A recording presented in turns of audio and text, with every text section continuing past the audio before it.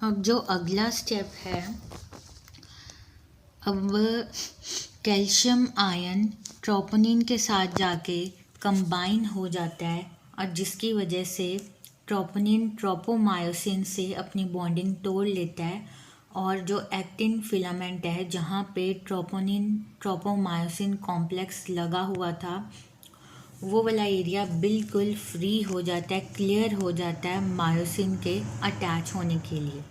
अब मायोसिन जो है वो एक्टिन फिलामेंट के साथ वहाँ पे जाके अटैच होगा, इसके लिए भी एनर्जी की ज़रूरत होती है। तो वो एनर्जी कौन प्रोवाइड करता है? एटीपी। एटीपी वैसे भी एनर्जी मॉलिक्यूल है, वो ही एनर्जी प्रोवाइड करेगा। अब क्या होता है कि जो ATP get attached to the binding site on the myosin head। जो मायोसिन फिलामेंट है ना, थिक फिलामेंट, वो थोड़ी सी उसके हेड्स होते हैं, मतलब ऊपर से छोटे छोटे, वो ऊपर से उसके हेड बने होते हैं जिसने जाके एक्टिन फिलामेंट के साथ अटैच होना है।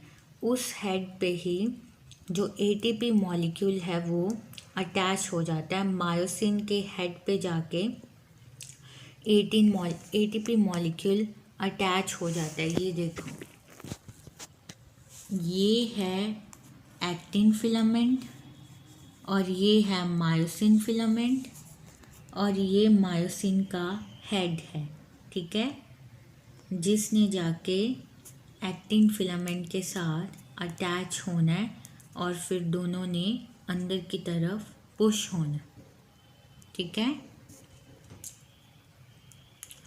ये ट्रोपोनिन है जो कैल्शियम आयन के साथ अटैच्ड है, जिसकी वजह से ये जो एक्टिन फिलामेंट फ्री हो पाया है, ठीक है, मायोसिन के साथ अटैच होने के लिए।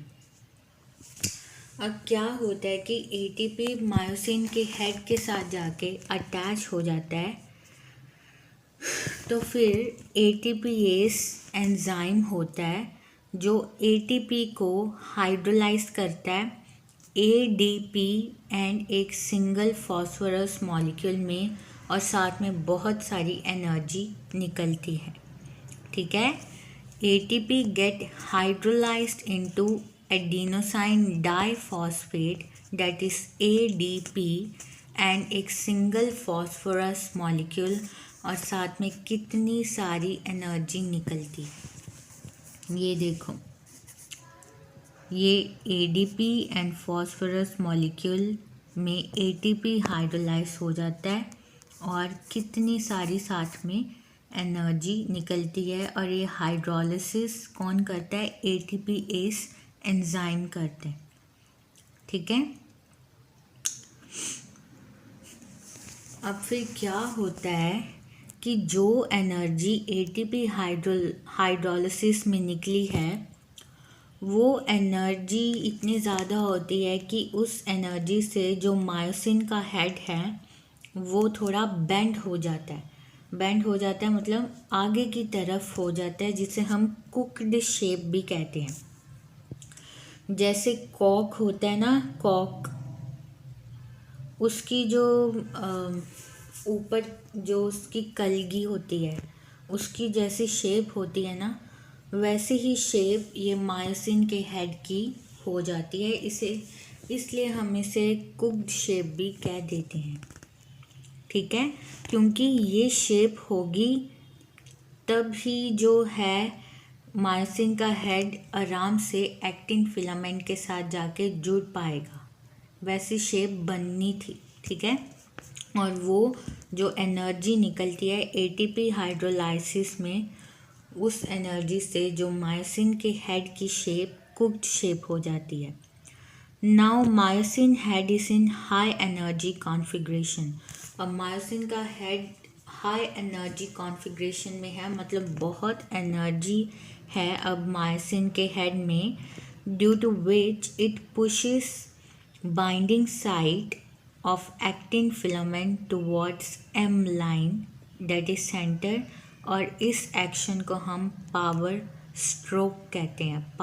पावर स्ट्रोक क्या होता है कि अब मायोसिन के हेड हाई एनर्जी कॉन्फ़िगरेशन में है, ठीक है।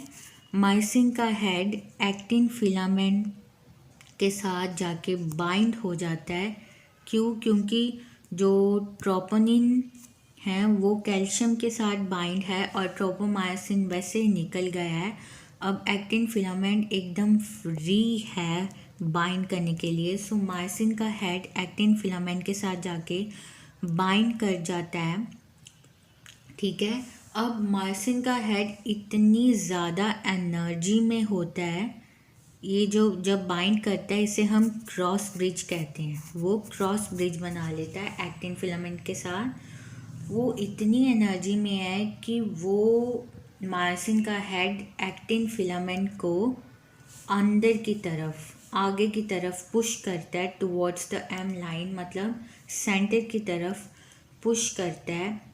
और इस एक्शन को हम पावर स्ट्रोक कहते हैं। वो सारी पावर अपनी लगा देता है उसे पुश करने में, इसे हम पावर स्ट्रोक कहते हैं। ये देखो, पहले ये फिलामेंट यहाँ था एक्टिन फिलामेंट, उसने पुश किया तो आगे को चला गया टुवर्ड्स एम लाइन, सेंटर की तरफ चला गया। सेंटर कौन सा? ये वाला सेंटर, ये सेंटर है, इसकी तरफ चला गया। ये पतली वाली एक्टिन फिलामेंट है, मोटी वाली मायोसिन फिलामेंट, ये उसके हेड्स हैं। ये कंबाइन होने के बाद मायोसिन का हेड एक्टिन फिलामेंट के साथ कंबाइन होने के बाद वो इतनी हाई एनर्जी कॉन्फ़िगरेशन में होता है, वो उसे सेंटर की तरफ पुश करता है, जिसे हम पावर स्ट्रोक कहते हैं। और इसे ही हम कॉन्ट्रैक्शन कहते हैं।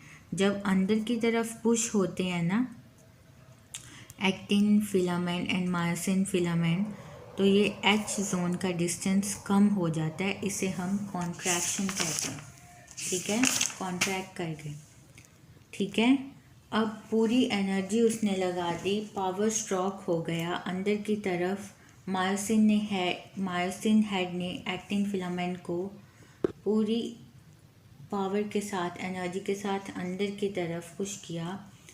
अब सारी एनर्जी लग गई है, तो पुश करने के बाद जो मायोसिन का हेड वो लो एनर्जी कॉन्फ़िगरेशन में आ जाता है।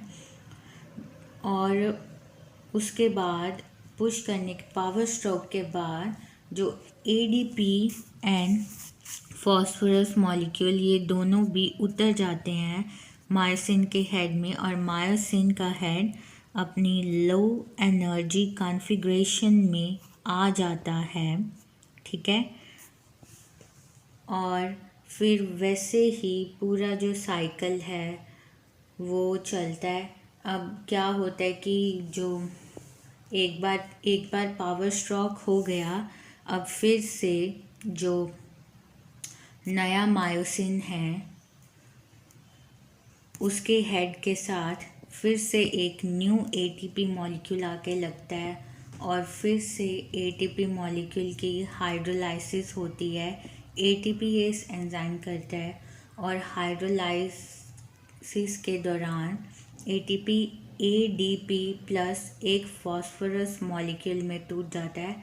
साथ में कितनी सारी एनर्जी प्रोड्यूस होती, क्योंकि ATP molecule high energetic molecule होता है। और वो जो उसकी जब हाइड्रोलाइजेशन होती है, फॉस्फोरस मॉलिक्यूल टूटता है, वो फॉस्फोरस एटम में बहुत सारी एनर्जी होती है, तो वो उस एनर्जी से मायोसिन का हेड की शेप चेंज हो जाती, कुक्ड शेप में हो जाती, बेंड हो जाती है थोड़ी सी आगे की तरफ, कि वो आसानी से एक्टिन फिलामेंट के साथ बाइंड हो सके, ठीक है। फिर से ऐसे ही साइकिल चलते हैं और मसल कॉन्ट्रैक्ट करता है, ठीक है। कॉन्ट्रैक्शन के बाद मसल फिर रिलैक्स हो जाता है।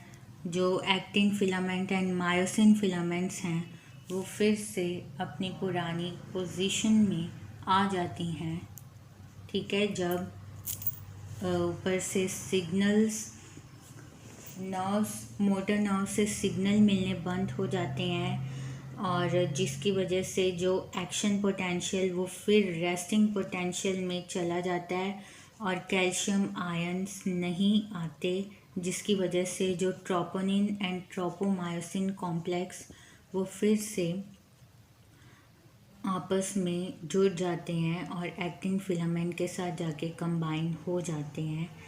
तो फिर ऐसे रिलैक्सेशन होती है। जो सारे स्टेप्स हुए होते कॉन्ट्रैक्शन के दौरान वो वापस से अपनी पहली ही पोजीशन में आ जाते। ट्रोपोनिन ट्रोपोमायोसिन जो प्रोटीन है वो एक दूसरे के साथ जुड़ जाते हैं, कैल्शियम आयंस वापस चले जाते हैं और जो मसल सेल का जो पोटेंशियल है वो फिर से वापस उसी पोटेंशियल में चला जाता है।